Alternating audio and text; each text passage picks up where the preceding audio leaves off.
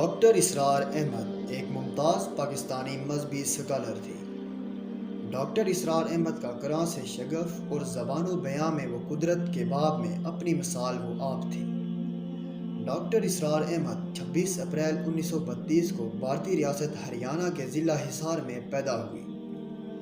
قیام پاکستان کے بعد آپ لاہور منتقل ہو گئے اور گورنمنٹ کالج آف لاہور سے FSC کا امتحان امتیازی نمبروں سے پاس کیا۔ 1954 میں انہوں نے کنگ ایڈورڈ میڈیکل کالج سے MBBS کی ڈگری حاصل کی۔ 1965 میں کراچی یونیورسٹی سے اسلامیات میں ماسٹر کیا۔ آپ دوران تعلیم اسلامی جمعیت طلباء سے منسلک رہے اور بعد ازاں اس کے ناظم اعلیٰ بنے۔ زمانہ طالب علمی میں ہی ڈاکٹر صاحب کی شناخت ایک مدرس کے طور پر ہوتی گئی۔ ڈاکٹر صاحب نے درس قرآن دینا شروع کر دیے۔ تعلیم سے فارغ ہوتے ہی آپ نے جماعت اسلامی میں شمولیت اختیار کی، لیکن اپریل 1957 میں جماعت اسلامی کی انتخابی سیاست میں آ جانے کی وجہ سے اس جماعت سے علیحدگی اختیار کر لی اور جماعت اسلامی سے استعفیٰ دے دیا، اور اسی دوران کچھ وقت تبلیغی جماعت میں لگایا۔ اس کے بعد انہوں نے تمام تر وقت قرآن کی تعلیم حاصل کرنے اور اس کو عام کرنے میں وقف کر دیا۔ 1970 اور 1971 ڈاکٹر اسرار احمد کی زندگی کا سب سے اہم موڑ ثابت ہوا جب انہیں حجاز مقدس میں ایک لمبا عرصہ قیام کا موقع ملا اور حج کی سعادت بھی حاصل ہوئی۔ حج کے بعد انہوں نے میڈیکل فیلڈ کو خیر آباد کر دیا اور 1972 میں مرکزی انجمن خدام الدین کی بنیاد رکھی۔ 1975 میں تنظیم اسلامی کی تشکیل کے بعد آپ نے تمام تر توانائیاں، تحقیقات اور اشاعتیں اسلام کے لیے وقف کر دی اور 1976 میں قرآن اکیڈمی قائم کی۔ مختلف پلیٹ فارم قائم کر کے انہوں نے ملک بھر میں مختلف نوعیتوں سے فہم قرآن کی تحریک شروع کر دی۔ وہ قرآن کریم کے اندر اتر گئے تھے، ان کی شخصیت قرآن کریم میں رچ بس گئی تھی۔ وہ عہد حاضر میں شاید پورے عالم اسلام میں قرآن کے سب سے ممتاز مبلغ کی حیثیت سے سامنے آئے۔ 1978 میں آپ نے PTV پر الکتاب کے نام سے ایک پروگرام کا آغاز کیا جو کہ عوام میں خاصا مقبول رہا، اور اس پروگرام کو PTV کے مقبول ترین مذہبی پروگرام کا درجہ حاصل ہے، جبکہ الہدیٰ نامی پروگرام سے ان کی شناخت پاکستان کے ہر گھر میں پہنچ گئی۔ ڈاکٹر اسرار احمد نے اپنے TV پروگرام سے لوگوں کو پیغام دیا کہ اسلامی تہذیب کا حیا صرف اسی صورت ممکن ہے کہ ہم قرآنی تعلیمات کو اپنائیں اور اس پر عمل کریں۔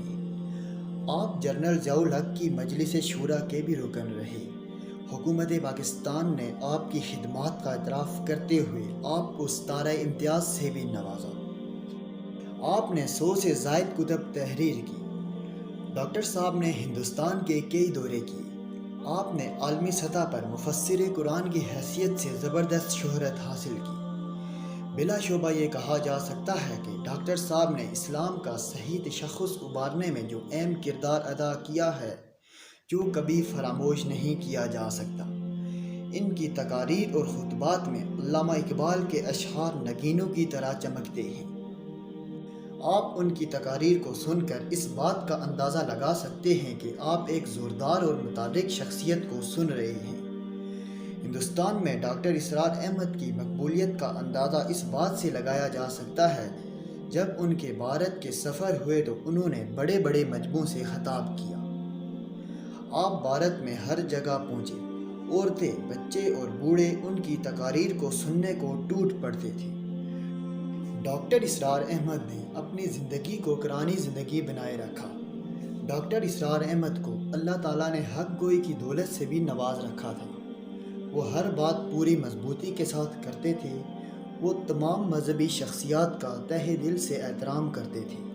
ان کی شخصیت کا سب سے اہم پہلو ان کی یکسوئی، خود اعتمادی اور خدمت دین کے لیے خطابت تھی۔ قرآن کو انہوں نے اپنا وظیفہ حیات بنا رکھا تھا۔ اس پیغام کو وہ گہرائی میں جا کر سمجھایا کرتے تھے۔ ڈاکٹر اسرار احمد حق کی بات کرتے اور ہمیشہ حق کی بات پر ڈٹ جانے کی تلقین کرتے تھے۔ ڈاکٹر اسرار احمد نے خود کو قرآن کی خدمت کے لیے وقف کر دیا تھا۔ اور وہ اس کام سے آخر وقت تک منسلک رہے۔ ان کی زندگی کسی نمود و نمائش سے پاک تھی۔ ڈاکٹر صاحب قرآن اکیڈمی کے ایک کمرے میں رہائش پذیر تھے۔ ایک سٹڈی ٹیبل، صوفہ، کمبرڈ اور ایک پرانا فریج اس کمرے کی کل ملکیت تھا۔ آپ کی بے انتہا خوبیوں میں سے ایک بات یہ بھی تھی کہ آپ نے اپنے خاندان سے تمام تر جاہلانہ رسومات کا خاتمہ کیا اور پھر اپنے تنظیمی ساتھیوں کو بھی ان جاہلانہ رسومات کے خلاف اعلان بغاوت کرنے کو کہا، جس میں آپ کافی حد تک کامیاب ہوئے۔ جیل جیسی لعنت کے خاتمے کے لیے آپ نے مؤثر اقدامات کیے اور مسجد میں نکاح کے لیے لوگوں کو ترغیب دی۔ بلا شبہ ڈاکٹر اسرار احمد قرآن کریم کی طرف رجوع کی تحریک کے ایک عظیم رہنما تھے۔